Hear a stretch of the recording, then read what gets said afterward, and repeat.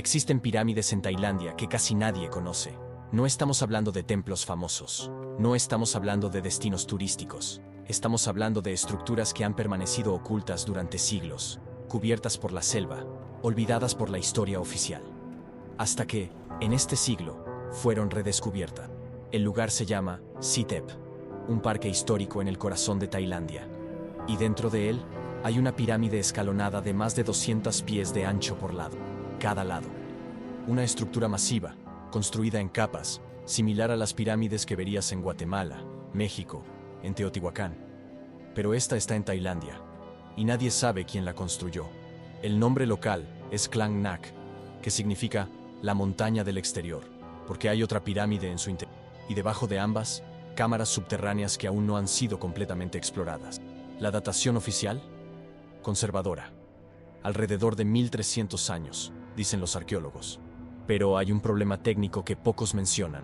No existe un método científico preciso para datar piedra, lo que significa que esta estructura puede tener 2000 años, o 5000, o más. Y según los relatos locales, en la cima de esta pirámide, antes de ser destruida, antes de ser olvidada, había algo extraordinario. Cristales, enormes cilindros de cristal, o, como algunos describen, estructuras en forma de huevo cristalino, gigantes, brillantes, posicionados en el punto más alto de la pirámide, como si fueran antenas, solo que fueron construidas hace miles de años. Ahora, puedes pensar que esto es solo folclore, historias que crecen con el tiempo. Pero cuando comienzas a mirar otras estructuras en la región, templos en India, en Camboya, en Indonesia, te das cuenta de un patrón: pirámides, cristales, sistemas subterráneos. Y siempre, siempre, la misma historia. Estas estructuras fueron construidas para la comunicación con los dioses. Y la pregunta se vuelve inevitable. Si los dioses estaban en el cielo, ¿por qué construir hacia abajo también? Si eran solo templos religiosos, ¿por qué sistemas de filtración de agua? ¿Por qué cámaras profundas? ¿Por qué geometría tan precisa? ¿Y si esas estructuras no fueran tumbas, sino estaciones? No monumentos a los muertos, sino infraestructura para los vivos. Porque hay algo que conecta estas pirámides de Tailandia con templos hindúes, con textos sánscritos, con tradiciones que hablan de seres que vinieron del cielo, y de otros seres, descritos como serpentinos, reptilianos, que vivían debajo de la tierra. Y esas historias nunca han sido completamente borradas. Están en las piedras, en los textos, en las tradiciones orales de pueblos que nunca han dejado de recordar. Y ahora, por primera vez, cuando miramos estas estructuras con los ojos de la tecnología moderna, comenzamos a entender lo que ellos estaban tratando de decirnos. Durante mucho tiempo, cuando pensábamos en pirámides, solo pensábamos en dos regiones del mundo: Egipto y Mesoamérica. Gizeh, Chichén Itzá, Teotihuacán, Palenque. Estructuras monumentales, perfectamente proporcionadas, alineadas con precisión astronómica. Y siempre la misma explicación: tumbas, monumentos a los muertos, símbolos de poder faraónico o divino. Pero la verdad es que las pirámides existen en lugares donde la narrativa histórica convencional dice que no deberían existir. Borobudur, en Indonesia.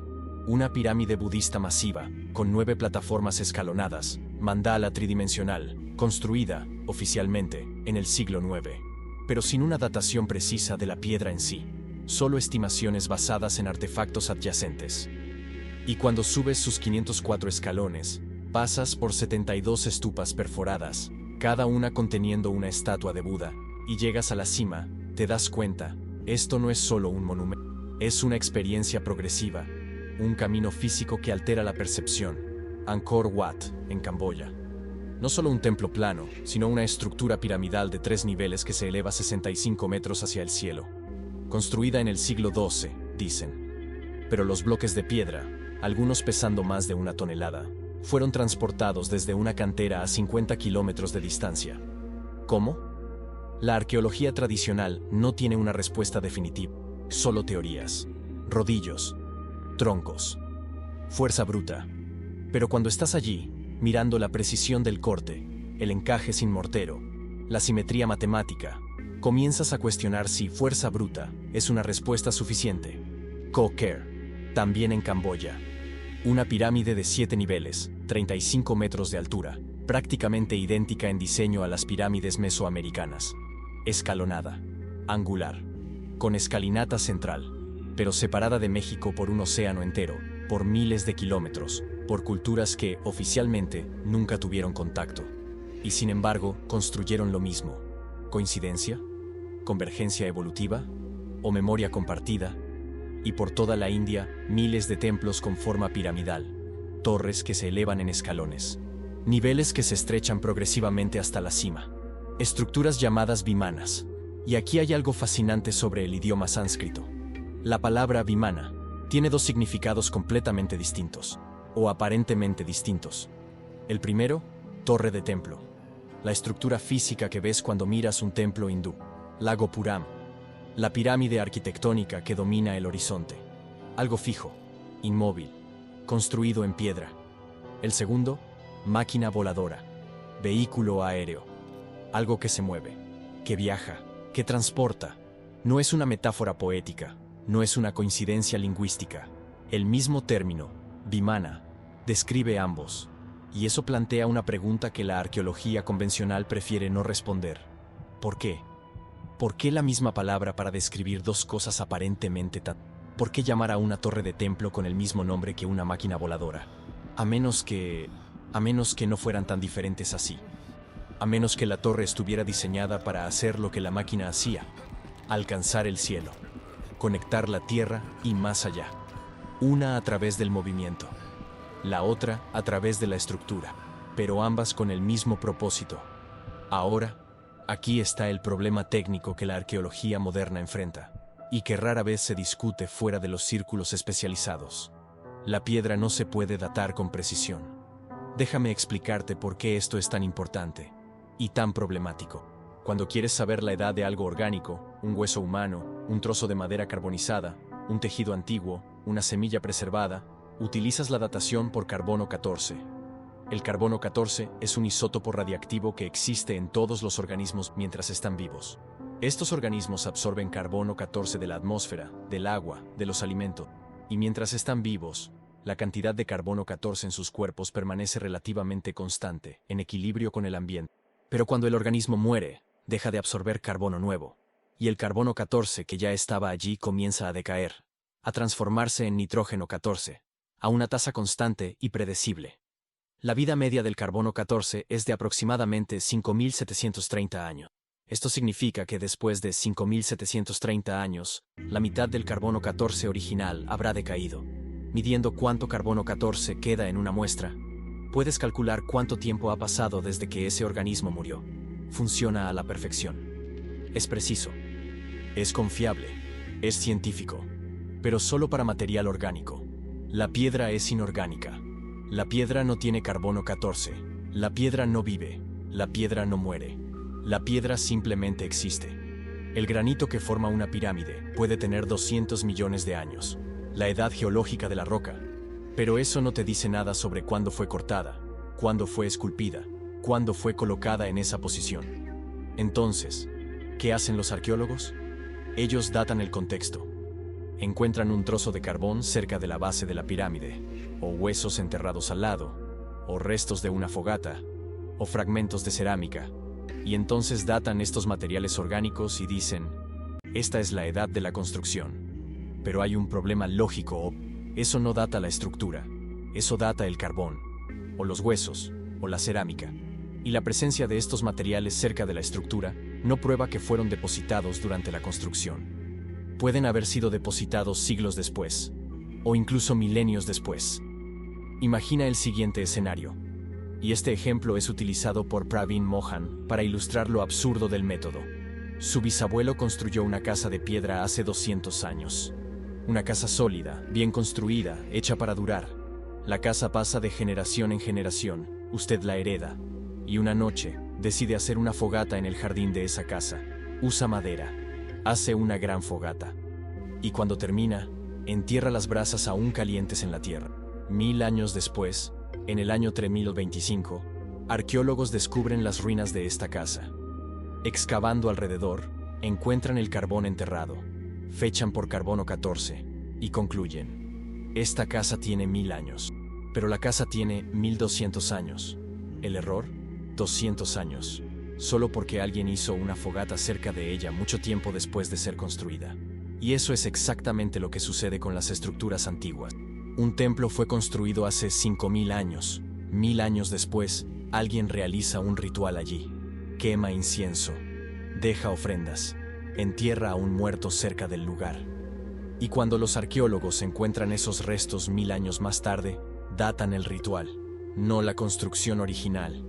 Y dicen que el templo tiene 4000 años, cuando en realidad tiene 5000, o 7000, o 10000. No es una mentira deliberada. Es una limitación metodológica, y no es un problema aislado. Es un problema sistémico que afecta toda la cronología de la historia antigua.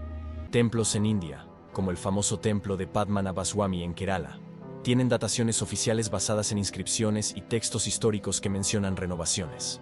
Pero las piedras en sí mismas pueden ser mucho más antiguas, porque los templos eran reconstruidos sobre lugares sagrados antiguos. Piedras antiguas eran reutilizadas. Fundaciones originales eran preservadas. Y lo que estás viendo puede ser una renovación del siglo XII sobre una base del siglo V sobre una estructura original de milenios antes. En Camboya, Angkor Wat está oficialmente datado del siglo XII, porque hay registros históricos del rey Suryavarman II, quien supervisó su construcción.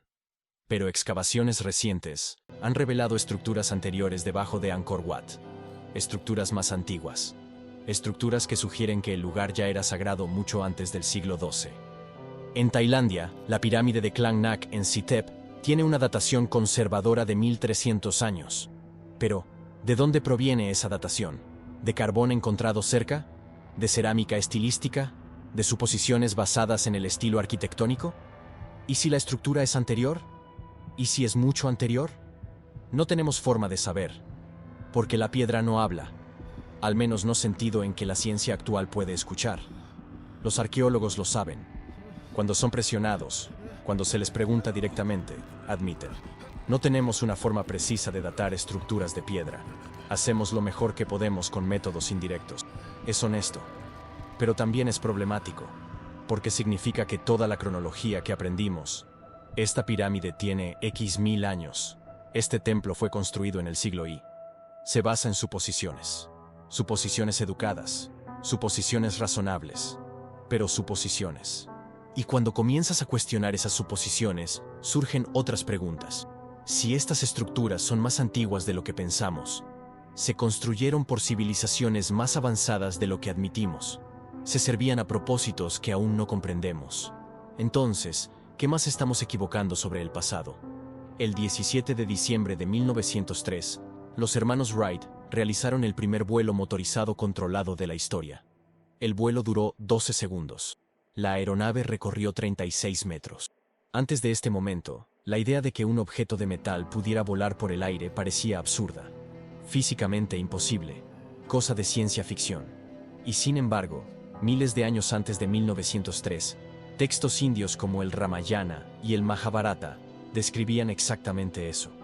Máquinas voladoras llamadas vimanas, capaces de transportar personas a través de grandes distancias. El Ramayana, uno de los textos épicos más antiguos de la India, con una datación conservadora de 2500 años, pero posiblemente mucho más antiguo, cuenta la historia de Ravana, el rey de Lanka, actual Sri Lanka, quien secuestró a Sita, esposa del príncipe Rama, y la llevó de la India hasta su palacio insular. ¿Y cómo lo hizo? Volando. El texto no dice que él voló como un pájaro, metafóricamente. Describe una máquina, un vimana. Describe el viaje, describe la velocidad, describe el paisaje visto desde lo alto. Durante 2000 años, los historiadores han mirado este pasaje y han dicho, esto es obviamente fantasía épica. ¿Cómo puede un pedazo de metal volar? Hasta 1903, de repente, voló. Pero el Ramayana no se detiene ahí.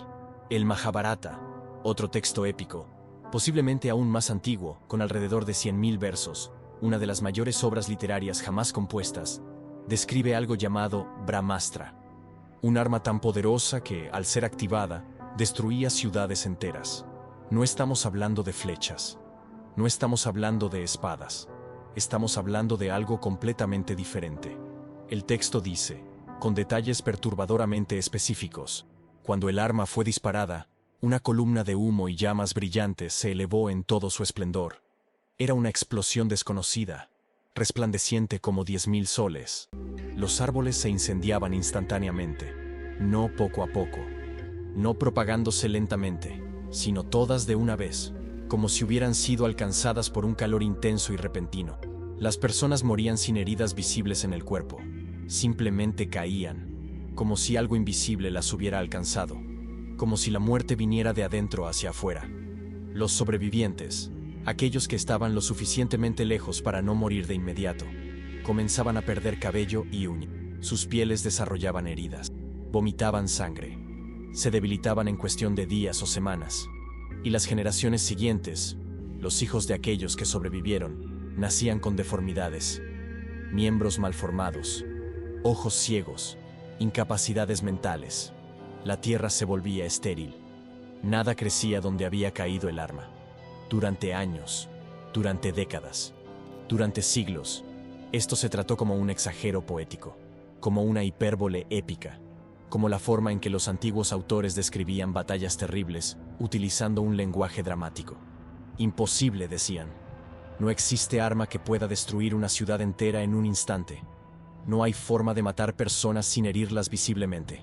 Eso es pura fantasía. Hasta el 6 de agosto de 1945. Hiroshima. A las 8:15 de la mañana, el bombardero estadounidense Enola Gay lanzó una única bomba sobre la ciudad japonesa de Hiroshima. La bomba, apodada Little Boy, contenía 64 kilos de uranio 235. La explosión generó una bola de fuego con una temperatura estimada de 4.000 grados Celsius. Todo dentro de un radio de 1 kilómetro del hipocentro fue vaporizado instantáneamente. Edificios, árboles, personas. Aquellos que estaban a 2 kilómetros sufrieron quemaduras térmicas severas, pero muchos parecían ilesos externamente, hasta que comenzaron a morir. Días después, semanas después, perdían cabello, sangraban por las encías, vomitaban, se debilitaban, morían sin heridas visibles, envenenamiento por radiación. Y en los años siguientes, los sobrevivientes, los Hibakusha, tuvieron hijos, y muchos de esos hijos nacieron con problemas congénitos, malformaciones, cáncer infantil, discapacidades, mutaciones genéticas causadas por radiación, y el suelo alrededor de Hiroshima quedó contaminado. Ciertos elementos radiactivos permanecieron en el ambiente durante décadas. De repente, todo lo que el Majábharata describía tenía un sentido perfecto. No era fantasía. Era una descripción precisa, increíblemente precisa, de los efectos de una explosión nuclear. Y el texto tiene más de 2000 años, posiblemente mucho más. ¿Cómo sabían los autores del Majábharata sobre esto? La respuesta convencional es: no sabían. Es una coincidencia. Es imaginación que, por casualidad, se alineó con la realidad. Pero cuando las coincidencias se acumulan, dejan de ser coincidencias. Ellas se convierten en estándar. Y aún hay más. Textos hindúes, específicamente los Puranas, hablan sobre terraformación, sobre dioses que intentaron colonizar un planeta distante, se dieron cuenta de que no era compatible con la vida humana y literalmente alteraron su atmósfera y composición para hacerlo habitable. Hoy, Elon Musk habla sobre hacer esto en Marte, sobre crear una atmósfera respirable, sobre calentar el planeta, sobre transformar un mundo muerto en un... Los Puranas ya hablaban de esto hace 5000 años, o más. Y entonces está la dilatación del tiempo.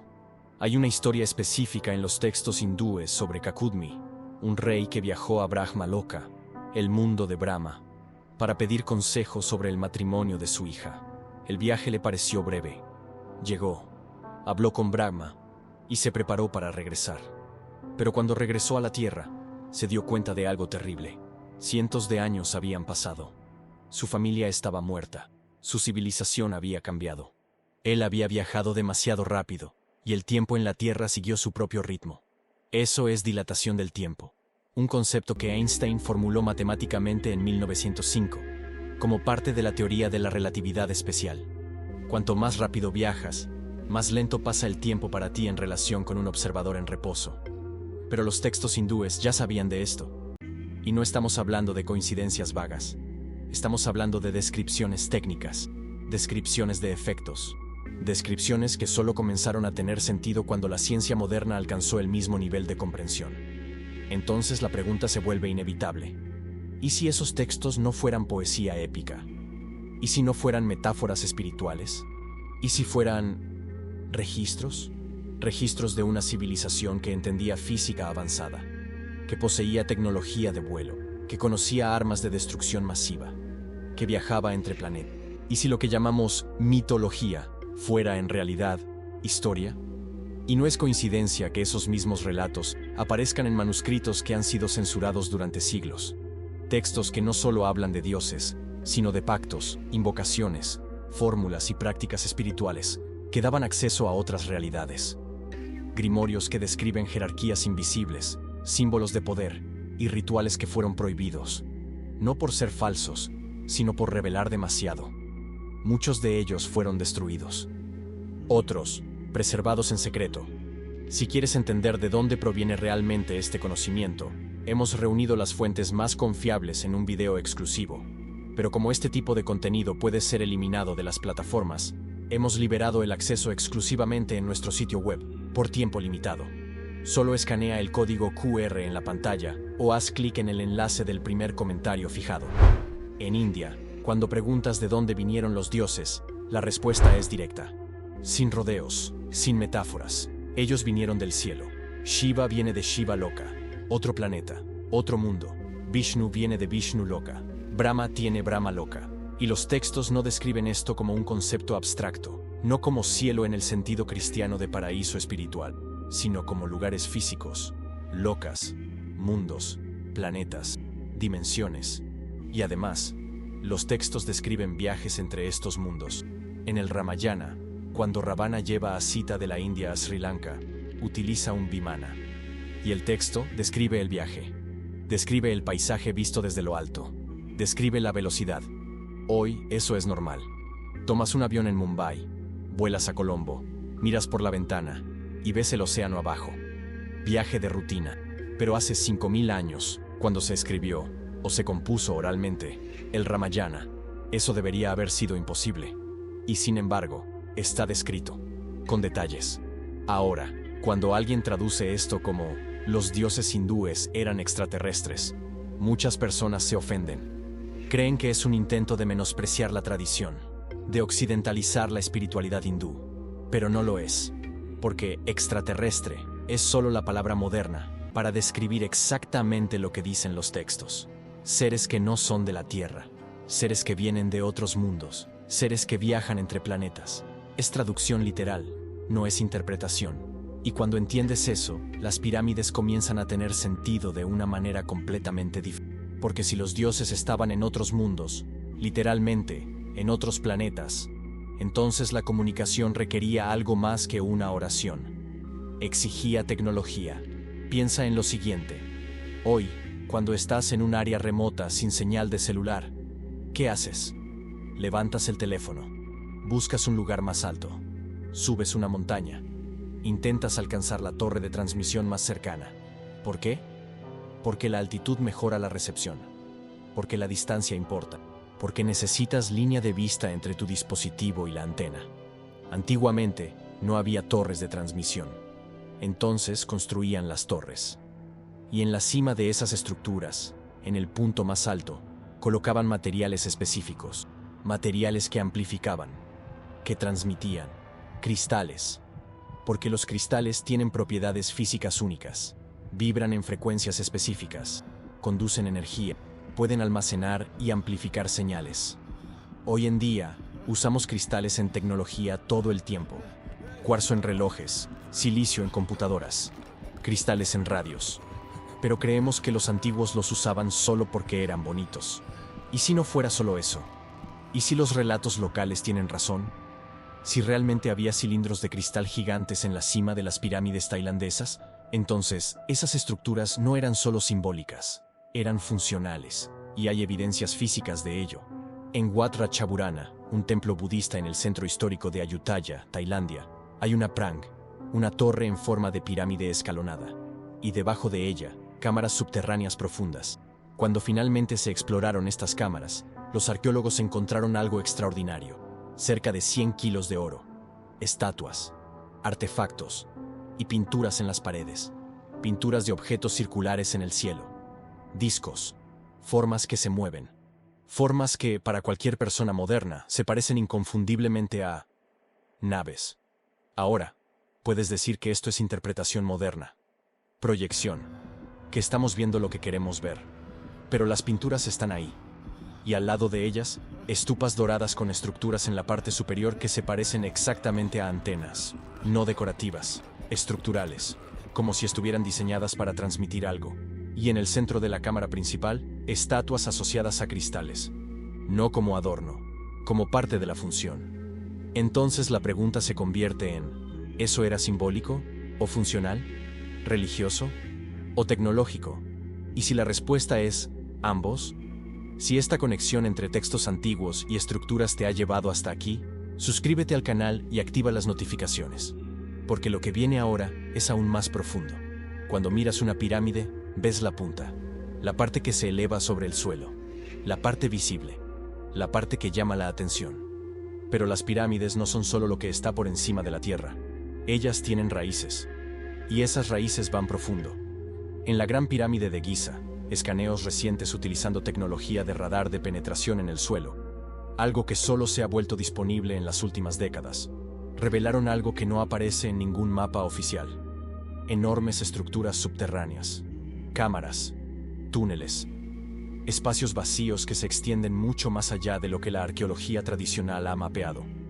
Algunas estimaciones sugieren que el 80% o más de la estructura total de la Gran Pirámide está bajo tierra. 80%. Lo que significa que todo lo que vemos, toda la majestuosa pirámide que domina el horizonte de Giza, puede ser solo el 20% de la estructura real. Y eso no es exclusivo de Egipto. En la pirámide de Klang Nak, en Tailandia, hay dos estructuras, una externa y una interna. Y debajo de ambas, cámaras subterráneas que aún no han sido completamente mapeadas. Porque la exploración subterránea es costosa, es peligrosa y a menudo políticamente complicada. En Wat Ratchaburana, la parte visible de la Prang, la torre piramidal, impresiona. Pero debajo de ella hay un laberinto, escaleras que descienden, cámaras conectadas, sistemas complejos. Y cuando finalmente se abrieron esas cámaras, los arqueólogos no encontraron solo oro y estatuas, encontraron sistemas de filtración de agua, estructuras elaboradas, construidas en capas, utilizando diferentes tipos de piedra, diseñadas para purificar el agua antes de que llegara a un punto central. Esto no es decoración, esto es ingeniería. Y cuando comienzas a darte cuenta de que estas pirámides tienen sistemas de agua, sistemas de drenaje, sistemas de circulación de aire, entiendes, esas no eran solo tumbas, eran instalaciones. Y si la parte de arriba era para comunicarse con los dioses del cielo, ¿qué había debajo? Porque en casi todas las tradiciones antiguas, el subsuelo está asociado a algo específico. Seres que vivían debajo de la tierra. Seres llamados, en India, nagas, las serpientes. Si entras en cualquier templo antiguo en India, Tailandia o Camboya, lo primero que verás son serpientes. No pequeñas, no simbólicas, gigantes. Serpientes de 7 cabezas, a veces 9. Erguidas en posición de protección, capuchas abiertas, ojos fijos, custodiando entradas, rodeando estatuas de Buda, enrolladas alrededor de pilares. En Angkor Wat, en Camboya, la entrada principal está flanqueada por barandillas de naga, serpientes gigantes que se extienden por decenas de metros, sostenidas por filas de devas, dioses, y asuras, demonios, como si estuvieran en una eterna batalla de tira y afloja. Y eso no es decoración aleatoria. Cada detalle tiene significado. Cada símbolo tiene historia. Y la historia de los nagas es una de las más antiguas y más persistentes del mundo. En la lengua sánscrita se les llama nagas o sarpas. En Camboya y Tailandia, nagas. En la tradición bíblica hebrea, serafines, que significa literalmente serpientes ardientes. En Mesoamérica, Quetzalcóatl, la serpiente emplumada. Y cuando miras las raíces lingüísticas, algo fascinante sucede. Serpiente, serafín, serpa, naga. Todas estas palabras comparten la misma origen etimológico. Todas describen lo mismo. Seres serpentinos. Ahora, la interpretación moderna es que esto es simbólico. que la serpiente representa sabiduría, transformación, renovación. Porque las serpientes mudan de piel, simbolizan renacimiento. Y sí, existe simbolismo. Pero los textos antiguos dicen algo más. Dicen que los nagas no eran símbolos, eran seres reales. En el Mahabharata hay historias enteras dedicadas a los nagas. Tienen nombres, tienen familias, tienen reinos, tienen política, tienen guerras. Uno de los nagas más famosos es Vasuki, el rey de las serpientes, que fue utilizado como cuerda durante el batido del océano de leche, uno de los mitos hindúes más importantes. Otro es Shesha, la serpiente de 1000 cabezas sobre la cual Vishnu reposa. Estos no son conceptos abstractos, son personajes con historias detalladas, y los textos dicen explícitamente que los nagas vivían en el subsuelo, en un reino llamado Patala, debajo de la tierra, en cámaras profundas, en ciudades subterráneas. Y además, los textos dicen que los nagas eran capaces de cambiar de forma. Cambio de forma. Podían aparecer como humanos, podían disfrazarse, podían moverse entre mundos, el subsuelo y la superficie. Y en algunos casos, los textos dicen que los nagas se reprodujeron con humanos. En Camboya, esto no se trata como una mitología lejana, se trata de una historia. Los libros escolares camboyanos enseñan que la primera reina del país, la fundadora de la dinastía, era una naga. Que ella emergió de las aguas, se casó con un príncipe indio, y de esa unión nació la línea real camboyana. Esto no es folclore rechazado, es historia oficial, enseñada en las escuelas, celebrada en días festivos nacionales. Y esta no es una creencia aislada. En China, los dragones, que son serpientes, son considerados ancestros directos de la civilización china. No simbólicamente, literalmente. Los emperadores eran llamados hijos del dragón. En África, tribus hablan de Chitauri, seres reptilianos que vinieron del cielo, vivieron entre humanos y enseñaron conocimientos avanzados. En Mesoamérica, Quetzalcóatl, la serpiente emplumada, es descrito como un ser físico que trajo conocimiento, enseñó agricultura y astronomía, y luego partió, prometiendo regresar. Es una narrativa global. Culturas separadas por océanos. Culturas que nunca tuvieron contacto directo, todas describiendo lo mismo. Seres reptilianos, que vivían en el subsuelo, que poseían conocimiento avanzado, que coexistieron con humanos, y que, en algún momento, gobernaron. Ahora, puedes llamar a esto arquetipo. Puedes decir que es un símbolo universal del inconsciente colectivo. Pero hay otra posibilidad. ¿Y si es memoria? ¿Y si todas estas culturas estuvieran recordando, de formas diferentes, con lenguajes diferentes, la misma cosa? Algo que realmente sucedió. Algo que fue tan significativo que nunca se ha olvidado por completo, incluso cuando intentaron borrarlo. Pero las pirámides y templos no solo servían para comunicarse con dioses o para marcar la presencia de seres subterráneos. También eran centros de sanación. Y eso no es teoría, no es interpretación mística. Está documentado, se vive, hasta hoy. Praveen Mohan, el investigador indio cuyo trabajo estamos siguiendo en esta investigación, realiza peregrinaciones regulares a templos antiguos en Tailandia. Y él informa algo consistente. Las personas llegan con depresión, llegan con ansiedad, llegan con dolor crónico, y después de pasar días subiendo los templos, participando de los rituales, muchos informan una mejoría. No todos, no universalmente, pero lo suficiente para que el estándar sea innegable. Y puedes decir que eso es un placebo, que es fe, que es psicológico, pero hay algo más sucediendo, porque estos templos fueron construidos con arquitectura progresiva. No entras directamente en el santuario principal. No tienes acceso inmediato al punto sagrado. Sube, paso a paso, escalón por escalón, capa por capa. Y a medida que sube, algo sucede con su fisiología. Tu respiración cambia. Comienzas a respirar más despacio, más profundamente. Tu frecuencia cardíaca disminuye, tu enfoque se estrecha. Y cuando finalmente llegas al santuario interno, después de subir durante 20 minutos, 40 minutos, a veces horas, tu estado mental no es el mismo que cuando comenzaste. Entraste en un estado alterado de conciencia. Y eso no es un accidente, es diseño. Los arquitectos que construyeron estos templos entendían algo que la ciencia moderna apenas está comenzando a redescubrir, que la arquitectura puede alterar la percepción. que el movimiento físico repetitivo puede inducir estados meditativos, que la geometría y la proporción pueden afectar el cerebro. Y dentro del santuario hay un elemento más: enfoque visual extremo. El santuario interno es pequeño, oscuro, y en el centro, iluminada por una única fuente de luz, hay una estatua, o un lingam, o una imagen de Buda. Y sus ojos se ven obligados a concentrarse en ese único punto. Nada más. Solo eso. Y cuando mantienes un enfoque visual extremo durante un tiempo prolongado, algo sucede a nivel neurológico. Tu corteza prefrontal, la parte del cerebro asociada al pensamiento discursivo, la planificación, la preocupación, comienza a calmarse. Entras en un estado de presencia pura. Esto no es misticismo, es neurociencia. Pero hay más, porque dentro de muchos templos había algo llamado Navapashana.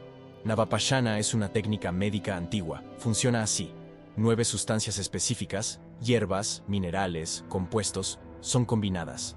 Algunas de estas sustancias son tóxicas cuando están aisladas, venenos incluso, pero cuando se combinan en proporciones precisas, algo cambia. Esta mezcla se moldea entonces en forma de lingam, una forma cilíndrica alargada, o en una estatua, y esta escultura se coloca en el centro del santuario. Y todos los días, agua se derrama sobre esta escultura. El agua fluye por la superficie, absorbiendo compuestos químicos de la Navapashana, y luego, esa agua es recolectada, filtrada y ofrecida a los demás. Parece primitivo, ¿verdad? Peligroso, incluso. Pero funciona, porque los sistemas de filtración eran sofisticados. No era agua cruda yendo directamente de la estatua a la boca de las personas. Había capas. El agua pasaba por diferentes tipos de piedra: caliza, granito, piedra porosa. Cada capa eliminando impurezas específicas. Cada capa ajustando la composición química, y al final, lo que quedaba era agua medicinal, agua que, según relatos, curaba enfermedades de la piel, ayudaba con problemas digestivos, aliviaba dolores. Y esos sistemas aún existen. Los templos en Tailandia y en India aún conservan las estructuras de filtrado intactas. Algunas siguen funcionando, otras están bloqueadas por la vegetación, el tiempo, la negligencia. Pero ellas están allí, evidencia física de que esos lugares no eran solo religiosos, eran médicos, eran centros de transformación física y psicológica. Y aquí está lo más importante: eso no se trataba de fe ciega, era sobre experiencia directa. Entrabas, subías, te enfocabas, bebías, y algo cambiaba, no porque tú creías, pero porque la estructura, la sustancia, el proceso fueron diseñados para eso.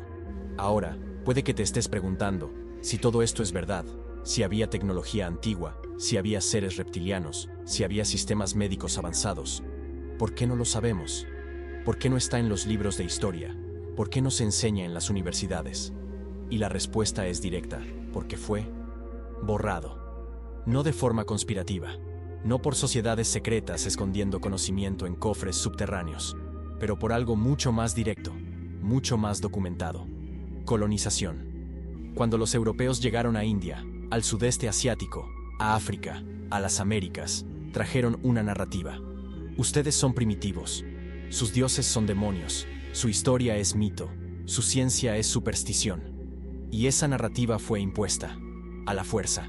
Templos fueron destruidos, no por accidente, no por erosión natural, sino deliberadamente, quemados, demolidos. Piedras usadas para construir iglesias y fuertes coloniales. Se quemaron textos, bibliotecas enteras, manuscritos que habían sobrevivido durante milenios, guardados por generaciones de eruditos, fueron incinerados en cuestión de días. Las tradiciones orales fueron criminalizadas. Se prohibió a los sacerdotes enseñar. Los rituales fueron prohibidos. Las lenguas fueron suprimidas. Y cuando algo sobrevivía, cuando un templo era demasiado grande para ser destruido, cuando un texto escapaba de las llamas, era reinterpretado, domesticado, transformado en folclore, en superstición, en algo inofensivo, pintoresco. Algo que los turistas podían fotografiar sin entender. Pero aquí está lo que es fascinante. No funcionó completamente. En India, 1 billón de personas aún adoran a esos dioses. Aún leen los Vedas. Aún cuentan las historias del Ramayana y del Mahabharata. Aún realizan peregrinaciones a los templos.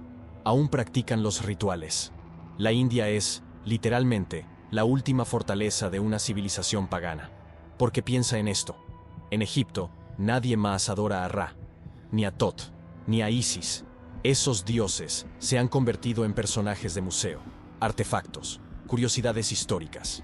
En Grecia, nadie más adora a Zeus, ni a Atenea, ni a Hércules. Esos dioses se convirtieron en personajes de cine, se volvieron mitología lejana.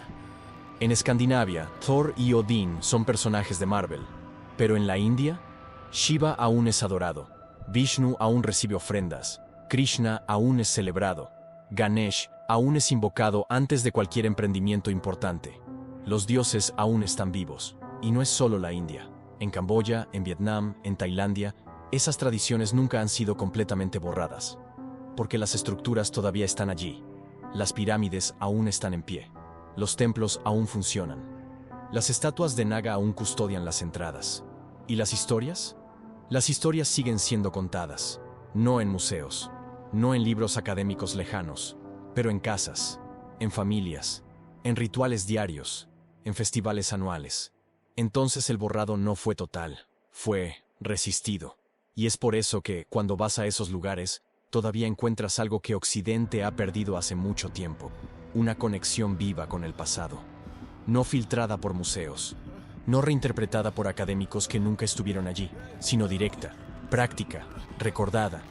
Porque, al fin y al cabo, no se trata de conspiración, se trata de poder narrativo, se trata de quién controla la historia, y la narrativa oficial, la narrativa colonial, la narrativa académica occidental, siempre ha preferido decir, eso es un mito, porque mito es seguro, mito puede ser ignorado, mito no amenaza nada.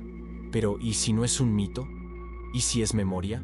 ¿Y si todo esto, pirámides, nagas, tecnología perdida, no fuera mitología, sino memoria registrada en textos que casi han desaparecido? Textos que fueron perseguidos, censurados, quemados durante siglos, pero que ahora pueden ser leídos nuevamente. Reunimos este material completo, incluyendo los grimorios que han sido ocultados y las conexiones que la arqueología oficial evita mencionar. Este contenido puede ser eliminado de las plataformas en cualquier momento, por lo que está disponible solo en nuestro sitio web, por tiempo limitado. Solo escanea el código QR en la pantalla o haz clic en el enlace del primer comentario fijado. Volvamos al título. Encontraron la tumba. ¿Pero tumba de quién? Porque cuando miras estas estructuras, las pirámides de Tailandia con sus cristales perdidos, los templos subterráneos de Camboya con sus cámaras inexploradas, las estatuas de Naga que guardan entradas desde hace milenios, te das cuenta de algo. Eso no parece una tumba. Las tumbas son pasivas. Las tumbas guardan el pasado. Las tumbas son finales. Pero esas estructuras parecen activas, parecen estaciones, parece infraestructura. ¿Infraestructura para qué? Para la comunicación, según los relatos locales. Para la curación, según las evidencias físicas. Para algo que conectaba la superficie con el subsuelo, el cielo con la tierra, lo humano con lo no humano. ¿Y si los nagas realmente existieron, no como símbolos, sino como seres físicos? Si realmente vivieron en las profundidades, si realmente coexistieron con humanos y con dioses, entonces lo que encontramos no es el final de la historia, es el comienzo de la investigación, porque estructuras subterráneas todavía están siendo descubiertas. En Giza, en Angkor Wat, en Sidep, las cámaras aún están siendo mapeadas, los túneles aún están siendo explorados, y en muchos lugares, las excavaciones fueron interrumpidas. Por falta de financiamiento, dicen. Por cuestiones políticas. Por falta de interés científico. Pero quizás la verdadera razón sea otra. Quizás lo que está debajo de estas pirámides no sea algo que la arqueología oficial esté lista para aceptar. Porque si los textos antiguos estaban correctos sobre los vimanas, y lo estaban. Si estaban en lo correcto sobre armas de destrucción masiva, y lo estaban. Si estaban en lo correcto sobre los viajes interplanetarios, la dilatación del tiempo, la terraformación, y lo estaban. Entonces tal vez tuvieran razón sobre los nagas también. Y quizás, en las profundidades de esas estructuras, aún exista algo esperando. No como reliquia muerta, pero como evidencia viva. Evidencia de que lo que llamamos mito era, en realidad, lo que quedó de una civilización que entendía más que nosotros, que construía con propósito, que se comunicaba con algo más allá de la tierra, que sanaba usando un conocimiento que hemos perdido y que dejó pistas, no para ser adoradas ciegamente, sino para ser descifradas. Porque al final, tumba o portal depende solo de una cosa, de quién está buscando y de lo que está dispuesto a encontrar. Hay quienes entran en una pirámide y solo ven piedras. Hay quienes ven una tumba, un monumento, un símbolo religioso. Y hay quienes ven una pregunta que fue enterrada no por accidente, sino por necesidad. Porque quizás la respuesta sea demasiado grande, tal vez cambie demasiado, quizás obligue a la humanidad a reconsiderar no solo el pasado. Pero, ¿quiénes somos ahora? ¿Y si no estamos solos? ¿Y si nunca estuvimos?